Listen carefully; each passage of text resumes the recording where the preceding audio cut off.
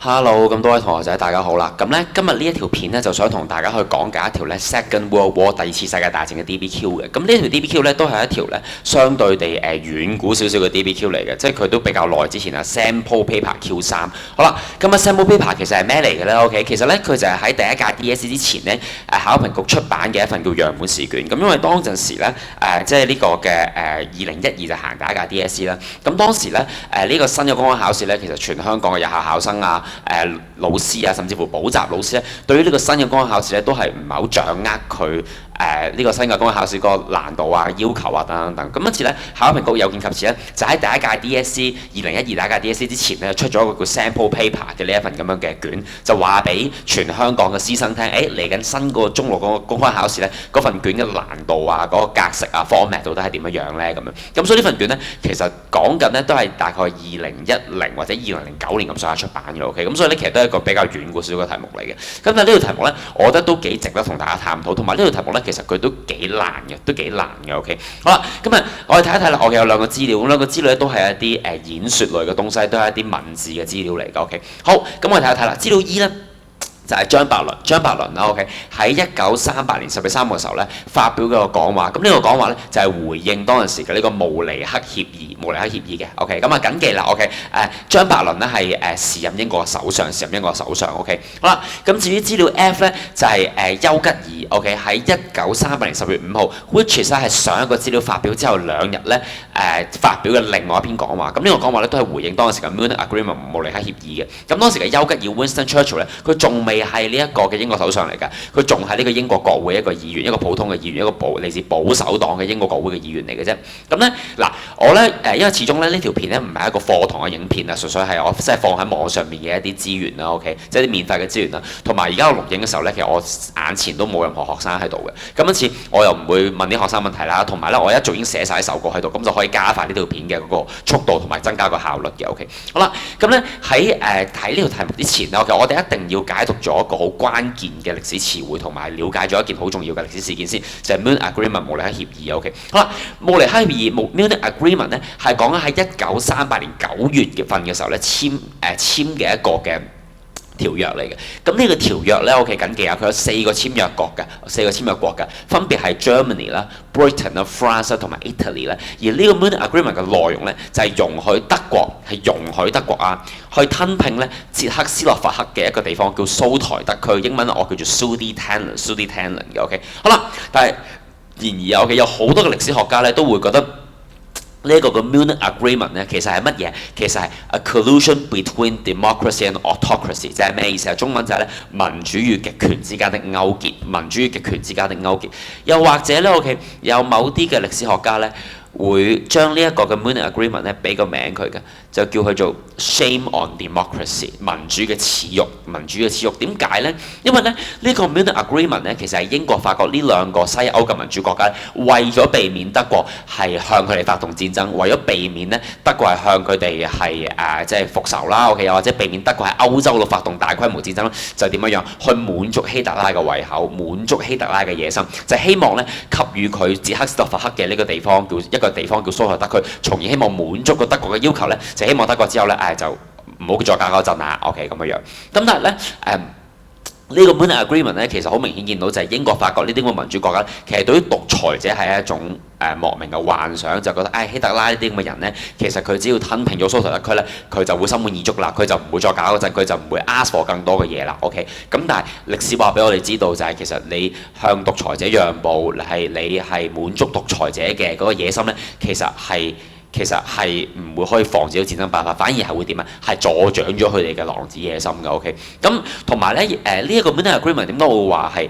一個 shame on democracy， 點解會係一個叫對民主即係民主嘅恥辱咧？個原因咧係因為咧呢一個咁樣嘅 Munich Agreement 咧簽署嘅過程咧係十分之唔民主，甚至乎我話咧英法呢兩個民主國家咧，佢哋喺 Munich Agreement 慕尼黑協議入邊咧，佢哋嘅行事方式係十分之不民主，即係 very undemocratic 嘅。點解咧？因為一樣嘢最荒謬嘅咧就係呢個 Munich Agreement 咧，慕尼黑協議咧，其實係冇捷克參與去簽署嘅。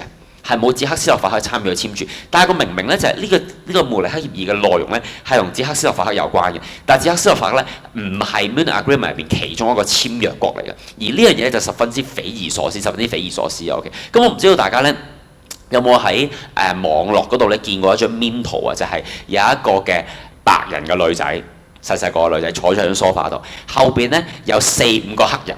OK，淨係着咗條好緊身嘅孖煙筒，然後下體咧好澎湃扯晒旗咁樣，然後好鹹濕咁樣望住個白人細路女。我唔知大家有冇見過張咁嘅 meme 圖，好經典嘅。我成日咧上堂嘅時候咧都會將嗰張嘅 meme 圖咧 ，OK， 去即係比喻啊 ，OK， 呢個 Munich Agreement 慕尼黑協議嘅 OK。咁如果咧我而家講完之後咧，大家都係唔知我講乜，又或者係冇見過嗰張圖嘅話咧，唔緊要嘅 OK。我俾大家望一望嗰張圖咧，咁大家就會知我講乜嘢㗎啦。OK， 大家等我一陣嚇。好。白人、女人、黑人係啦，呢度呢張圖，俾大家望一望啊！呢張圖啊，有冇見過啊？呢張圖啊，就係呢張圖啦。OK， 我會形容咧喺慕尼黑協議入邊咧，捷克斯洛伐克就好似呢個白人女仔。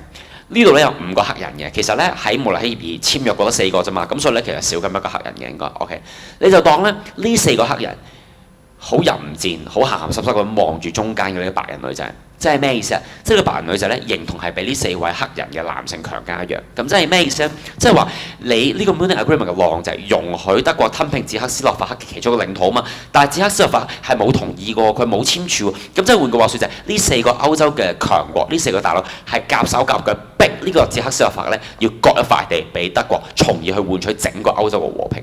咁因此咧，其實喺呢個 Munich Agreement 入邊咧，英國法國嘅行事方式係十分之不民主，佢哋基本上係同呢啲嘅極權國家係私相授受，係互相咁樣即係互相係勾結嘅。OK， 個目的就係為咗避免德國向自己發動戰爭啫。好，咁然後啦，資料 E 咧就係呢個英國首相張伯倫啦。OK， 對於慕尼黑協議嘅一個回應。咁入邊嘅浪咧其實唔需要睇啦，基本上成篇 text 咧都係不斷地去brag 自己啦，去講話啊，我咧可以幫大家咧去簽訂呢個慕尼黑協議，就為歐洲大和平啦，不斷喺度打飛機嘅啫，基本上。咁所以 A 分題咧，其實我唔需要詳細去講解嘅。咁啊 A 分題啦 ，OK， 佢問啊嘛，張伯倫對於慕尼黑協議嘅態度係點樣樣？咁態度你要俾個 adjective 形容詞啦，咁個態度就一定係積極正面㗎啦。OK， 咁呢個我唔需要詳細多講。好，咁我哋咧再睇一睇個資料 F。OK， 資料 F 係丘吉爾發俾我講話咯。OK， 好啦。其實咧，醒目嘅同學仔就會知道咧，每一條嘅歷史資料題咧，其實佢都係探討緊一個歷史議題，又或者其實一條歷史資料題入邊咧，往往兩個資料咧，佢對於某一個共同嘅議題咧，係有着唔同嘅睇法。咁因此咧，兩個資料咧，通常都會係就住一個 issue 去進行一個 political debate，即係進行一個辯論嘅。而喺呢一條歷史資料題入邊咧，你會見到其中一個作者係張伯倫啦，另外一個係丘吉爾啦。其實你會好清楚知道嘅，呢兩個嘅身份咧係十分之對立嘅，係咪？呢條友 OK 呢個嘅張伯倫係咪？佢咧對德國係十分之點嘅樣？對德國咧係十分之嘅軟弱嘅，係咪？對德國係十分之軟弱嘅。但係然而呢一個嘅丘吉爾咧，佢對德國係十分之點啊？係十分之嘅強硬嘅。佢一直嚟都唔相信希特拉噶嘛。係咪？咁所以啦，其實我哋都會知道咧，呢一條嘅 DBQ 其實佢係就住一個乜嘢嘅 issue 去進行一個辯論咧。OK， 其實佢就係就住呢樣嘢 ，desirability of the appeasement policy 就係就住咧呢個叫做係綏靖政策嘅可取性咧去進行辯論。好明顯，一個係支持綏靖政策，另外一個係不支持綏靖政策嘅。OK， 咁我哋就會知道啦。OK， 其實透過我哋睇翻 OK 呢兩個資料，佢哋嗰個 introductory sentence 嗰個介題句，分析翻 OK 嗰兩個作者佢哋嘅身份如何哋對立嘅時候咧，其實我哋好約莫啊會 get 到成條題目其實佢想考問嘅嗰個議題係乜嘢，我哋會知道其實兩個資料係就住一個乜嘢嘅 issue 去發生一個 debate 嘅。OK， 咁好明顯而家就兩種觀點打緊交啦，一種就係對德國強硬嘅，另外一種就係對德國綏靖 appeasement 嘅。OK， 好啦，咁我哋睇一睇資料 F。OK， 咁係丘吉爾發表嘅講話啦。OK， 回應呢個慕尼黑協議。咁其實咧，你唔需要睇個資料嘅內文咧，你如果平時有學有聽書，你都會知道丘吉爾咧，佢一定係對呢個慕尼黑協議嘅態度咧係十分之 critical、十分之批判、十分之不滿㗎啦。OK， 咁我哋睇一睇啊，B 分係問啦，佢話丘吉爾會唔會支持慕尼黑協議咧？咁當然係唔支持啦。佢就話啦，要你根據 language and argument， 要你根據咧用語同埋論據去作答。好啦，今日4分嘅 total 係咁啊，緊記啊，各位同學仔，你答丘吉爾唔支持慕尼黑協議咧，係唔會有分嘅。OK， 因為呢一個問題太容易答得中啦。language 用語係2分 ，argument 係2分，即係呢個論據係2分嘅。咁 language 係乜嘢咧 ？language 係用語，即是 choice of words，choice of words 即係我哋用字嘅選擇。我會咁講用字嘅選擇。咁即係咩意思咧？即係話你對一個人或者對一件事咧，抱持住一種乜嘢嘅態度咧，係能夠透過你用乜嘢字詞去形容嗰個人或者嗰件事咧，係反映得到出嚟嘅。好啦，譬如話我舉個例我上堂嘅時候，我成日都會舉呢個例子㗎。我話啦，譬如話你稱呼一班人係暴徒定還是義士咧，係好反映得到你對呢班人嘅態度係正面定負面嘅，係咪？你覺得一個女仔係姣婆定係比較熱情，其實咧都係反映得到你對呢個女仔嘅態度嘅，係咪？但係你會發覺一樣嘢嘅就係頭先我舉嘅嗰2個例子咧，其實佢哋係一啲好相近嘅一啲嘅形容詞嚟嘅。但係有時咧，你用一個乜嘢嘅形容詞去形容嗰個人咧，係反映咗你嘅態度，反映咗你嘅態度同埋觀點嘅。如果你認為一班人佢哋係暴徒嘅話咧，咁即係你唔認同佢哋嗰啲破壞社會安寧嘅行為，就算佢哋做呢啲破壞社會安寧嘅行為，背後嘅動機係想推動一啲社會嘅變革、民主、自由咩都好啦。你覺得佢哋破壞社會係唔啱嘅，你就會覺得佢哋係暴徒。但係如果你覺得佢哋帶嚟啲破壞係佢哋進行啲社會嘅破壞係值得嘅，換取用呢啲社會嘅破壞同埋不安寧換取自由民主係值得嘅話咧，你或許會叫佢哋做義士嘅，你明白我意思啊？你覺得一個女仔佢純粹比較熱情啫，佢冇機心嘅，你就會話佢係一個比較熱情嘅人咯。咁但係如果你話唔係啊，其實佢係想討好男仔嘅，係嘛？佢係想引誘啲異性嘅，咁你就話佢係姣婆。咁即是話啦，其實姣婆同埋熱情，喂，其實好一線之差嘅喎。暴徒義士有時都好一線之差嘅啫。就係你用啲乜嘢嘅字詞去形容嗰個人或者嗰件事咧，其實好反映到你嘅態度嘅。至於 argument 即係代表個 reason，即係話啦，你中意一樣嘢，唔中意一樣嘢。你對一樣嘢抱持住正面或者負面嘅態度咧，背後嘅嗰個理據、嗰個原因係乜嘢 ？OK， 咁呢啲咧其實我常規嘅DBQ 課堂入邊咧，我都會去一日去講解嘅。OK，咁但係喺今日呢個叫免費分享嘅影片咧，我就唔去將嗰啲題目淨係講得咁深入，因為如果我講得咁深入嘅話咧，呢條片可能講成粒鐘都未講完嘅。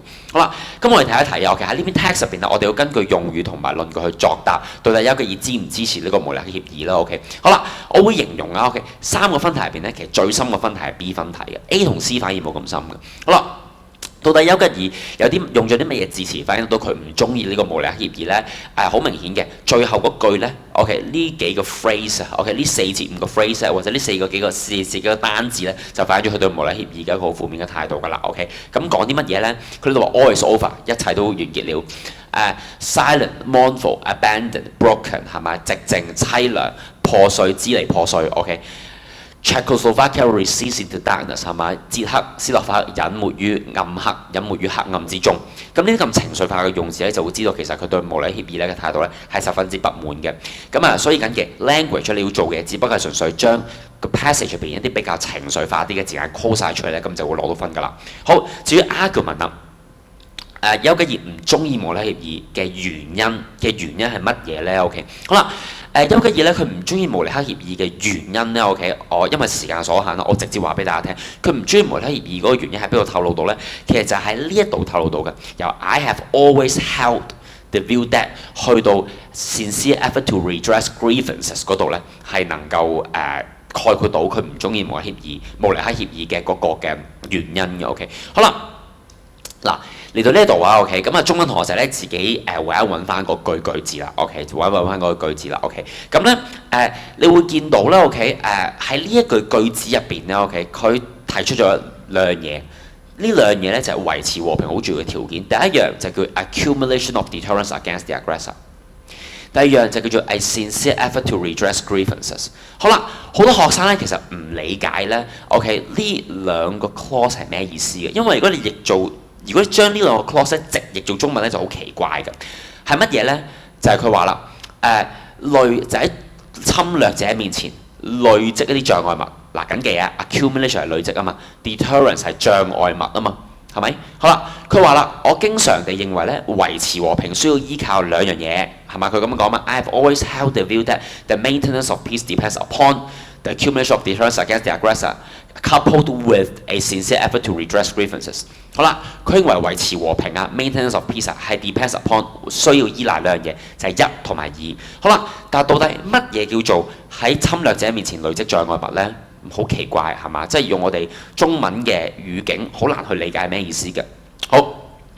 A sincere effort to redress grievances 就係一個好誠懇嘅方法去減少憤怒或者冤情。好啦，咩意思呢？其實佢想講乜嘢呢？科皮老師，我會話俾你聽。其實呢，丘吉爾呢，其實佢嘅文學收入好高，因為本身丘吉爾係一個諾貝爾文學獎得主，佢唔單止係一個佢唔單止係一個政治家，佢仲係一個作家嚟嘅。咁所以其實呢，佢嘅文風好優美，佢講説話好叻，佢寫文章都好叻。咁因此呢，佢有陣時發表一啲嘅講話或者啲演說嘅時候呢，其實佢未必咁直接將佢自己想講嘅表達出嚟，入邊夾雜咗好多嘅修辭手法。而我會話俾你聽啊，其實咧呢兩個 phrase 咧，佢用咗個修辭手法，我叫做借代，我叫做借代啊。嗱，即係平時中文你哋學過呢個修辭手法借代噶嘛。好啦，咩意思呢？其實呢兩個 clause 即係呢兩個所謂維持和平嘅手段啦，其實佢係借代咗兩樣嘢，或者佢係 represent 咗兩樣嘢嘅。你諗一諗喎，第一樣嘢。Accumulation of deterrence against the aggressor 喺侵略者面前累積障礙物。你諗一諗啦 ，deterrence 係障礙物啊嘛 ，deter 係個 verb 嚟嘅，即係阻止或者威嚇嘅意思嘛，係咪？好啦，你諗一諗啊，你喺侵略者面前累積一啲障礙物，就可以令佢唔再進行侵略。係嘛 ？Against the aggressor 啊嘛，你累積啲障礙物，令到侵略者唔再進行侵略。咁你諗一諗啊，有啲乜嘢所謂嘅障礙物係會令到侵略者唔進行侵略咯？好明顯，其實咪就係武器咯。咁因此啦，咪就係軍隊咯。咁即是話啦，所謂你要累積啲障礙物嘅意思，其實係指緊擴軍嘅意思，係自己 arms build up，係講緊你要強化自己軍隊嘅意思。好啦。第二啦，佢話第二個維持和平嘅手段咧，就係一個好誠懇嘅方法去減少憤怒。咁咩叫好誠懇嘅方法減少憤怒啊？其實即係咩意思啊？就係談判咯、對話咯 ，dialogue 嘅 negotiation 嘅意思 ，dialogue 嘅 negotiation 嘅意思啊。OK， 咁啊，而緊記啊，兩個維持和平嘅手段咧，